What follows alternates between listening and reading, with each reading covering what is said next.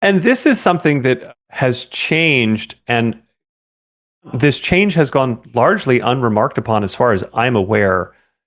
If you look at early discussions of human rights, when this concept sort of begins to become popularized, all of the things that are identified as rights are things that are intrinsic to the person that society ought not take away from the person.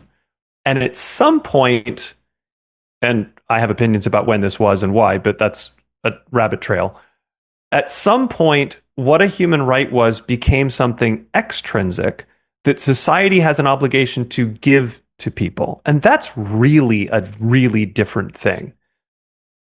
That concept of a human right is a fundamentally different thing than the first version. And I don't even necessarily know that the first group is particularly great. I don't know that there's anything particularly Christian about those ideas.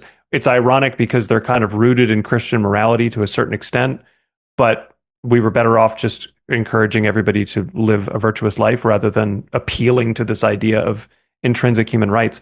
But now that we have these extrinsic human rights like water and Wi-Fi and whatever it may be, healthcare and other things, that's just weaponizing a particular program of how to structure a society, weaponizing it behind this idea of rights, so that if you argue against this structuring of society in this particular way, you're anti-human rather than just, well, I don't think that's the right way to structure society.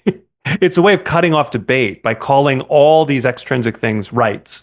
Now, it's a way of making them holy in a certain sense. It's a way of making them sacrosanct because they're beyond discussion. And that's even more troublesome than the first batch.